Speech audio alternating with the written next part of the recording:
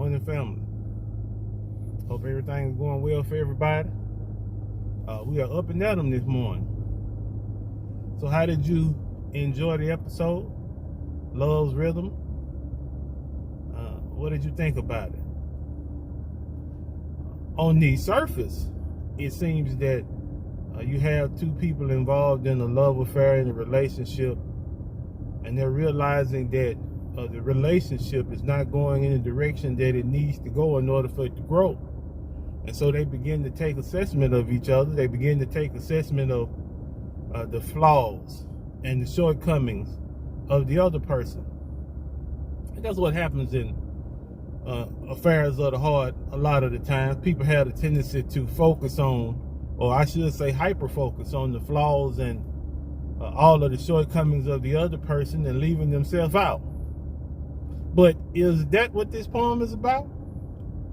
Is it about love? Is it about the difficulties involved in having a relationship? Well, on the surface, yes. So if we're not talking about the surface, then what is this about?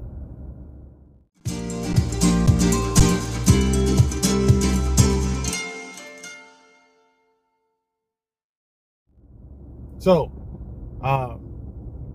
of course, you know, and most of the pieces that we do, poetry, short stories, whatever it may be, there's always a moral that's involved, right? And so even though on the surface, this poem deals strictly with love and the various facets of it, what it calls for from each individual, what they need to bring in order to make a relationship viable, healthy, and strong, and one that can grow, that is not the point of this particular poem. See, in any relationship that you get involved in, I think it's a true statement when the person says that really the relationship is a reflection of you. What you allow yourself to go through to maintain that relationship, what you put into it, what you value about that relationship is a true and real reflection of who you are. Because if it wasn't you, if it wasn't a true reflection of you, then the things that you chose to do, you wouldn't do them, because they're not characteristic of you. And so a lot of times relationships have the ability to shine back, or to reflect back, I should say, who you really are. And that's a sobering thought, because a lot of times what we allow ourselves to do in relationships, what we allow ourselves to say and think, can sometimes be contrary to our own nature. Because when you're dealing in relationship, a lot of times, not all the time, but a lot of times, you're dealing based off of emotion. If you hadn't trained yourself to be logical, to be intentional, then you'll deal off of emotion. But really what the piece was meant to convey is the need for self-assessment.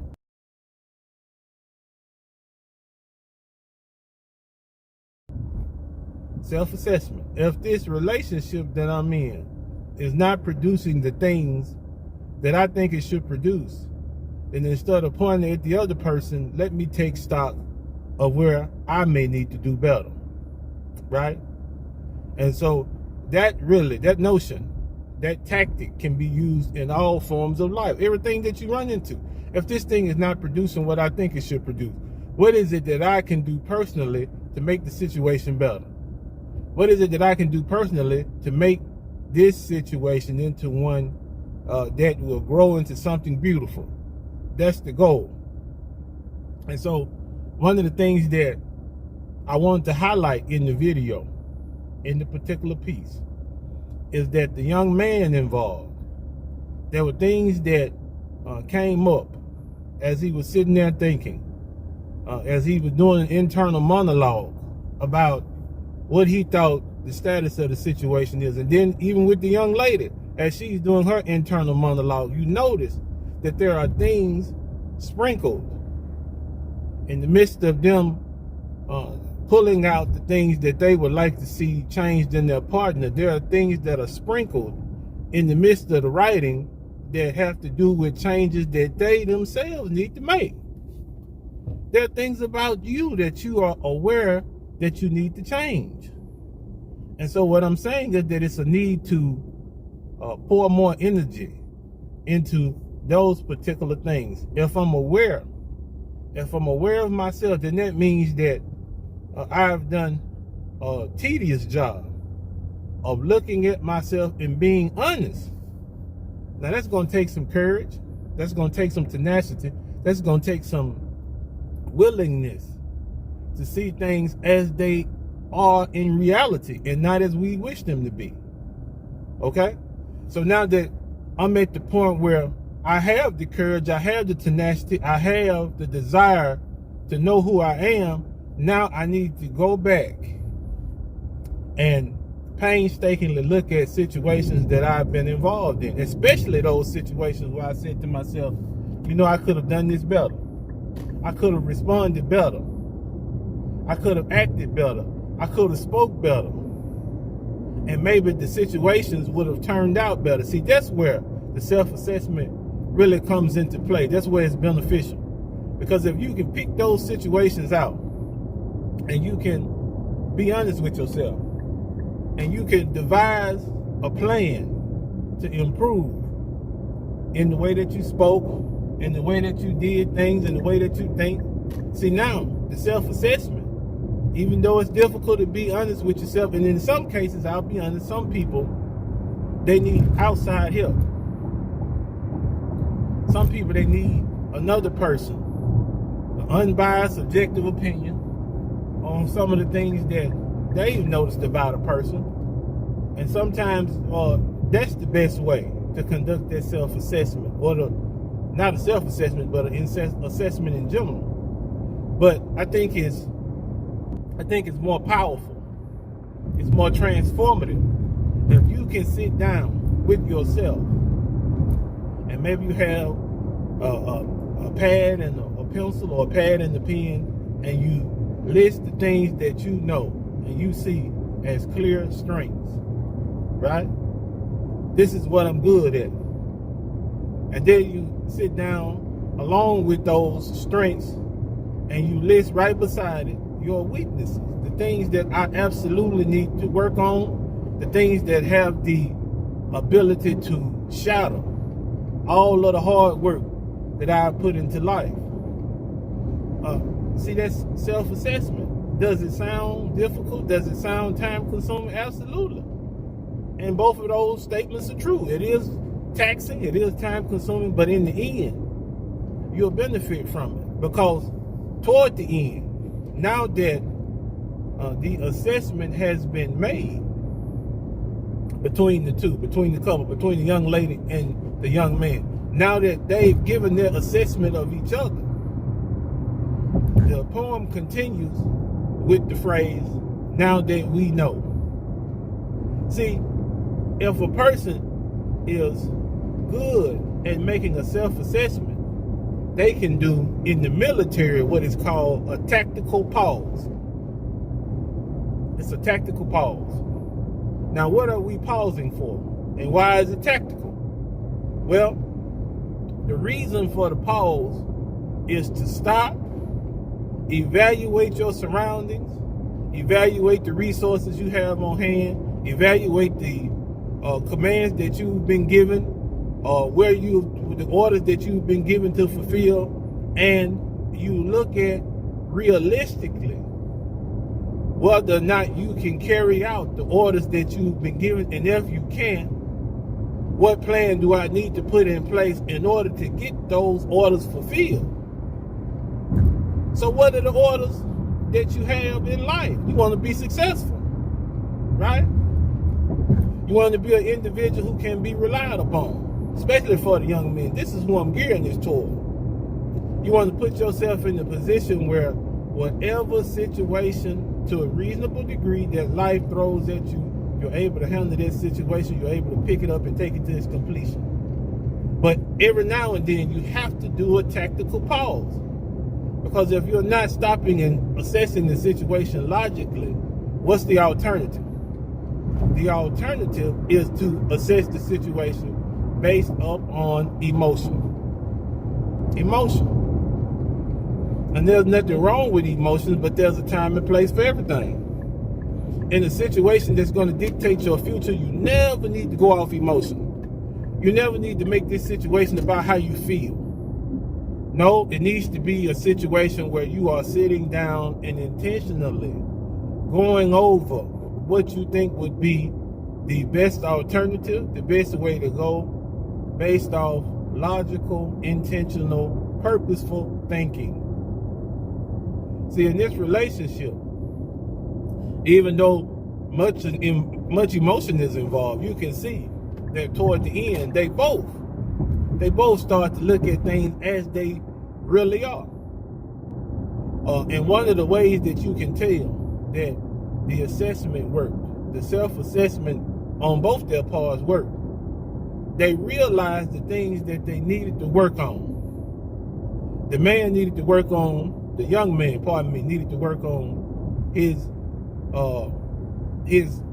custom of being insensitive to the young woman's needs. But the young woman needed to take the leftovers, the residuals of the bad relationship that she had, and she needs to throw those things away. Several times during the poem, you notice that she acknowledges that she made this man, this particular young man, pay for the sins of the men before him. And that's not, anyone who looks at this situation, they realize it's not a logical approach, because you're applying something to someone that may not fit. The attitudes and maybe the things that this other person did, this other man did, the habits that he had, the mindset that he had, the way he treated you, the way he spoke to you, has nothing to do with the new young gentleman that you're speaking to. It has nothing to do with him, because he may choose to treat you differently. And in this case, he has been treating you differently, according to the poem. And, you know, the ability to look at things and say, okay, I'm not accountable for that. I'm not accountable for that. And the ability on the other end for a person to look at things and say, I shouldn't hold him accountable for that, because he had nothing to do with that. See, that's what self-assessment is all about. Self-assessment. You know, a lot of times, individuals who haven't done a proper assessment of themselves, they hadn't looked at themselves. They get into situations and they take things from their past and they project those things onto current relationships, because they haven't assessed whether or not those things are worth keeping. That's part of a self-assessment. Even though I see these things and I've been through these things, I've learned these things through trial and error. Is this a situation where I need to apply the things that I learned from the past, or is this a new situation? Is this a situation where I'm going to experience something better than I ever have? Well, you'll never do that if you're always projecting things you've done in the past onto the things that are currently going on. It just won't happen. So that self-assessment is absolutely important, you all. I can't overstate the fact that being aware of your strengths and your weaknesses, that's an ability that you should cultivate early in life. Because also what it's going to do is it's going to allow you to maintain your self-respect and your self-esteem. Because if you're making those self-assessments, see, it's not an issue when it comes to progress. Because if you're doing those assessments and you're doing them routinely, then you can see the progress that you're making. And the progress that I'm referring to is not in comparison to anyone else. The progress that I'm speaking about is the progress that you make from day to day. Yesterday, you were faced with a situation that made you blow up. It made you lose your cool. It made you respond in a way outside of your character, right?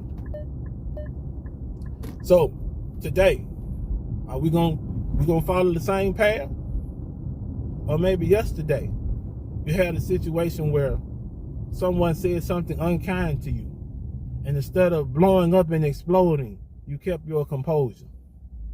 Is it another situation that you can involve yourself in where you can do the same thing? Or maybe multiple situations today where you can do the same thing. Well, if you look at yesterday and the way that you're handling things today is better than you did yesterday, you're making progress. You made a self-assessment, and that assessment shows that you're making progress because you are a better person today than you were yesterday. I call that progress.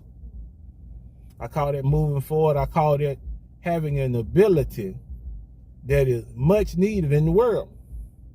Because a lot of times the progress that you make comes in slow increments. It's incremental.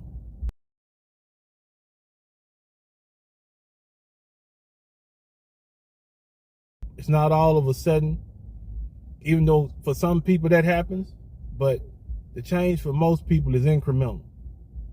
And even though it's small and unnoticeable to many, it's your responsibility to make sure that you're doing a self-assessment to track even the incremental change.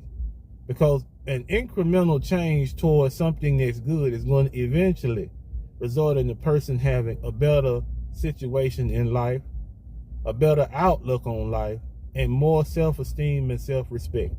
And in any situation that you're involved in, any situation, keeping track of how well you've done, keeping track of who you've affected, and how it is that it's been a positive outcome, that's a wonderful thing. That's a wonderful thing. But those incremental changes are absolutely important. That's how change is made. That's how change is made.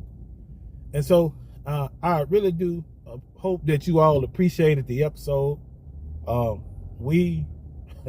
Last week, we didn't really have much to write about, but this week, I think we came back with this one. We really did. And just as a side point, the poem itself is 20 years old. It's one that I wrote while I was in college. I think I was a junior. And I was going through some difficulties with one of my relationships. To be honest with you, a relationship that I was too young to have anyway. But regardless of the fact, I took that poem and I had to rework it in all honesty because the young man's side is the only side that I addressed. And so I wanted it to end in a more positive way. So I went back in and I wrote in the part about the young lady. And then finally the part about those two deciding that they were going to sit down and hammer out what needed to be done in order to make the relationship a success, and what they were going to do, what they were going to add so that the other person would be able to feel whole and complete in the relationship that is. So I think that the ending that was added and the perspectives that were addressed in the poem, I think they were right on time, man, because a lot of times as individuals, that's really what we need to be doing. And you know, nobody ever brings that to our attention. We need to be doing self-assessments. We need to be looking at where we are in relation to the goals that we set in life, the goals that we set for those around us who we influence. Taking a self-assessment will allow us to keep track of progress, but then those things that we need to work on, so you won't have an issue.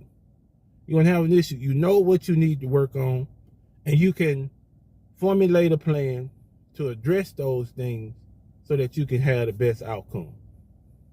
As y'all can tell, that particular story, that episode really got me fired up. It really had me thinking. Although on the outside it looks like the everyday struggles of love, but in reality it was about self-assessment and knowing yourself. So you know what it is for me. It's time to clock in. You know what? We love you, man. We hope the week goes well for you. Keep moving forward. That's all I can tell you. And eventually things will work out for you. All right now. You know we love you. Peace.